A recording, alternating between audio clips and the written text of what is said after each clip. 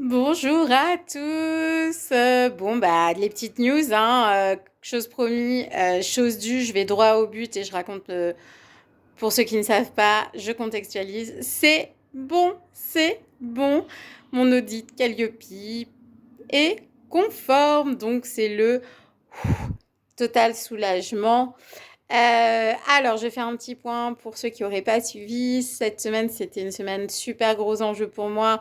Gros enjeu pro avec l'audit de surveillance Calliope pour mon organisme de formation. En quoi c'est important? Ça vous permet, en fait, à vous, de pouvoir utiliser votre CPF pour financer votre bilan de compétences. Donc, c'est bon, check, on continue. Il n'y a pas de rupture, donc venez nombreux pour faire vos bilans.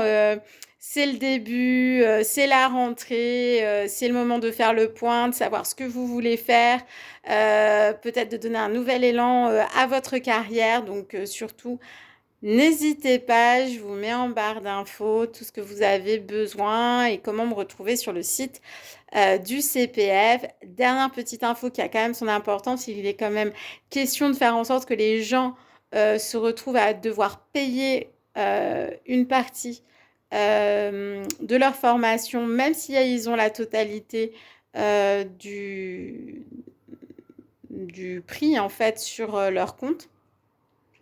Donc j'ai envie de dire, profitez-en, c'est maintenant qu'il faut utiliser votre CPF avant que le décret d'application soit mise en route. Ça, c'était le point. Un deuxième gros enjeu qui a fonctionné, évidemment, c'était la rentrée de mes louloutes. Ma grande en troisième, ma petite en CPS sont très contentes toutes les deux de leur classe, de la reprise s'est fait plutôt en douceur. Donc on reprend nos marques tranquillement. C'est encore une semaine de reprise, pas tous les jours, pas avec le même rythme horaire. Voilà, donc voilà, donc c'était, pour ceux qui ne savaient pas, pour moi, c'était mon enjeu d'arriver à gérer ces deux enjeux pro et perso en même temps. Je suis très fière en fait de moi et de la manière dont ça a été géré. Voilà, donc mon conseil pour vous, si vous êtes dans ce genre de situation, c'est aussi de vous prévoir un temps après de récupération. Donc là, c'est ce qui se passe. Donc aujourd'hui, cet après-midi, donc j'avais mon audit ce matin, je ne travaille pas cet après-midi. Demain, j'ai une très petite journée avec 3 rendez-vous demain matin et c'est tout.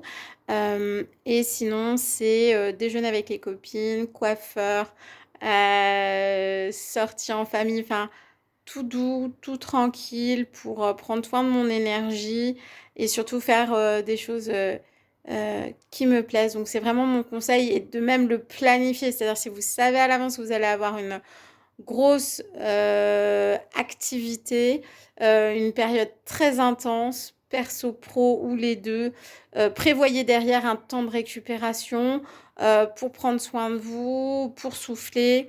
C'est le meilleur moyen en fait de ne pas griller toutes vos cartouches dans cet effort.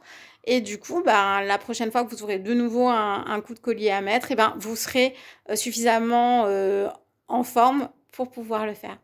C'est tout pour aujourd'hui. Je vous fais des bisous. Je vous dis à très vite.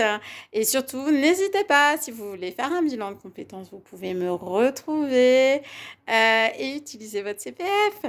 Ciao, ciao!